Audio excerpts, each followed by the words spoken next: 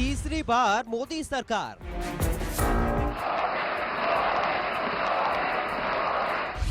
NDA ने पेश किया सरकार बनाने का दावा। मोदी चुने गए संसदीय दल के नेता।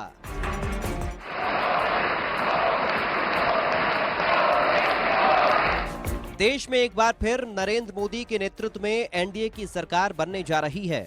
संसद के सेंट्रल हॉल में एनडीए के सभी घटक दलों ने नरेंद्र मोदी को अपना संसदीय दल का नेता चुन लिया।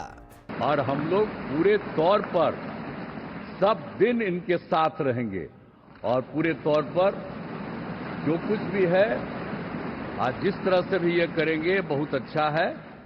और आप जान लीजिए कि कुछ लोग हम लोगों को तो अब लगता है कि अगली बार जो आप आइएगा ना तो इस बार हम देखें कि कुछ इधर उधर कुछ जीत गया है, अगली बार सब हारेगा, हमको पूरा भरोसा है। संसदीय दल की बैठक में राजनाथ सिंह ने नरेंद्र मोदी के नाम का प्रस्ताव रखा था, जिस पर सभी दलों के नेताओं ने अपनी सहमति जताई। इस काम को और अधिक गति देने के लिए मोदी जी से बेहतर और कोई दूसरा नाम नहीं हो सकता।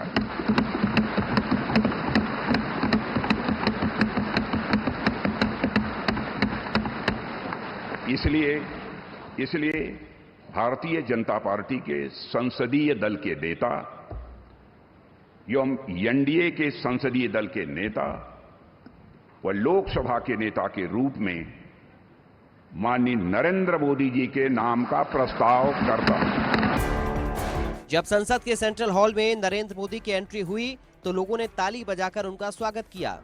नरेंद्र मोदी सबसे पहले संविधान को नमन करने पहुंचे। यहां उन्होंने हाथ जोड़े, फिर संविधान को माथे से लगाया और सिर रखकर प्रणाम किया। भारत माता की, भारत माता की, वंदे वंदे वंदे वंदे। संसद के सेंट्रल हॉल में मोदी ने लोकसभा चुनाव के नतीजों को लेकर विपक्ष पर तंज कसा। उन्होंने कहा कि नतीजों के बाद हमने पूछा था ईवीएम जिंदा है या मर गया। 4 जून को लोकतंत्र को घेरने की तैयारी थी, अब 5 साल तक ईवीएम सुनाई नहीं देगा। 4 जून के नतीजे चल रहे थे, मैं तो अपने काम में कुछ व्यस्त था, बाद में फोन आना शुरू हो गए। तो मैंने किसी को पूछा, यार ये तो ठीक है आंकड़े वांकड़े, तो मुझे ये बताओ कि ईवीएम जिंदा है कि मर गया। आशा करता हूं कि 5 साल तो अब ईवीएम शायद मुझे नहीं सुनाई देगा, लेकिन जब 29 में हम जाएंगे तो फिर से शायद ईवीएम को लेकर के नाचने की शुरुआत करेंगे। पीएम यहां ही नहीं रुके, उन्होंने विपक्ष पर एक के बाद एक कई वार किए। उन्होंने कहा कि विपक्ष निराशा लेकर मैदान में आया था। कांग्रेस को 3 चुनावों में जितनी सीट मिली उतनी सीट हमें इस बार मिली है। 10 साल बाद भी कांग्रेस 100 के आंकड़े की पार नहीं पहुंची है।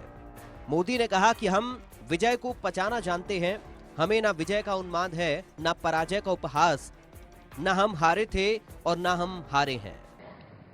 10 साल बाद भी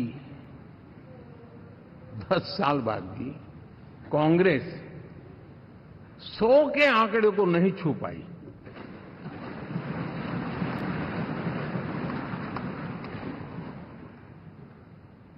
और अगर मैं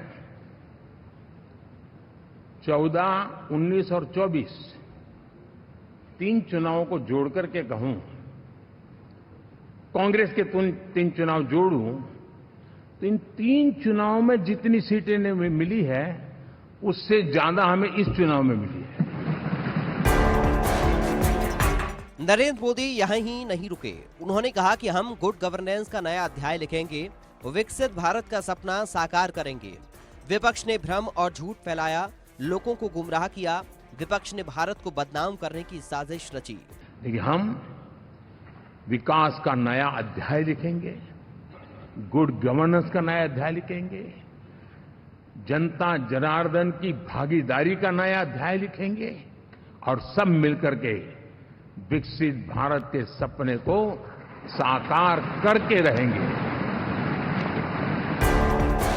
बता दें कि लोकसभा चुनाव में बीजेपी को 240 सीटें मिली हैं।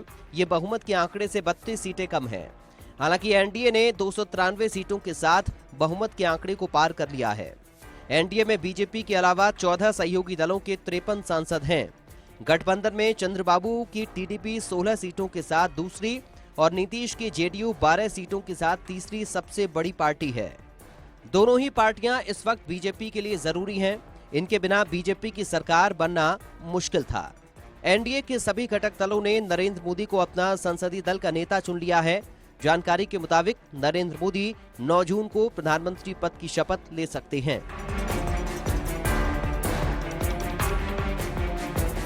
Team India news Haryana.